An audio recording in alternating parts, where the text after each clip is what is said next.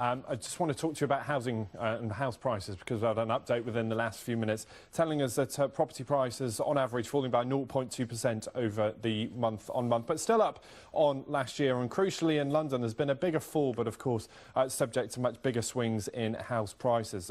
And in London, in the capital, prices are still 18.4% higher than they were this time last year. The average property price in the capital now £460,500. Compare that to the £177,000 for the average property price across the UK. So let's talk through the numbers with Henry PRYOR. He's a housing commentator. Henry, morning to you.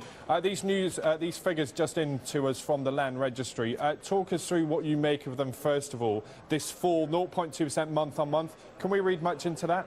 Well, I think we can, Ben, and morning to you. Yes, the reason we pay a lot of attention to the Land Registry when they talk about house prices once a month, as they do, is that we're talking about deal prices. Now, contrary to the earlier Rightmove survey from last week, which talks about asking prices, it's clear that sellers and estate agents still haven't quite grasped exactly what's going on with the market. They marked asking prices up by 2.5% over the previous month, and so asking prices are now nearly 10% higher than they were at the peak of the market back in 2008. Sold prices, which is what the Land Registry are confirming, are perhaps a little bit more tempered, and there are indeed wide fluctuations across the country with, as you say, London house prices 18% up on where they were this time last year, but prices in Yorkshire and Humberside down by 2.2% over the last month alone, so a wide variation. Yeah, I want to talk to you about those regional differences, because of course it's easy for everyone to get caught up in that headline figure for London, where frankly it's an entirely different property market.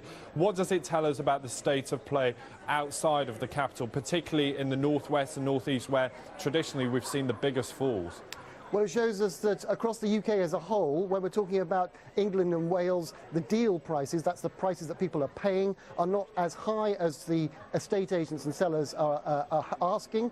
People are negotiating, they're haggling, and they're doing better deals perhaps away from the capital and the southeast of England. The market, though, is still robust across much of the country. We're still seeing good trading volumes. The taxman, HMRC, again reports once a month, and he tells us that transactions this year for 2014 will be around the million or just over a million, which is pretty much back to where the long-term trend is. Yeah, you touched on it there, Henry, that idea that asking prices and sold prices can be very different things. Frankly, sellers think they can get more for their house than the market will allow. I mean, what does it tell us about the changing attitudes of sellers and I suppose, and crucially, buyers, when it comes to actually putting their money on the table? What are they prepared to pay for a house, regardless of what the seller is asking?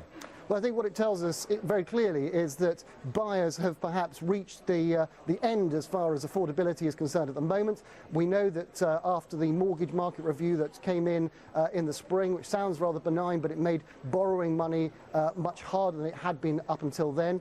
That's made buyers perhaps get to the end of their tether as far as what they're prepared to pay. And as we saw with the Office for National Statistics rental survey that came out yesterday, I think that buyers and tenants have decided that enough is enough, and they're no longer prepared to pay ever-increasing prices, be it capital values or indeed rents. OK, Henry, as always, really good to talk to you. Henry PRYOR there, talking us through those numbers.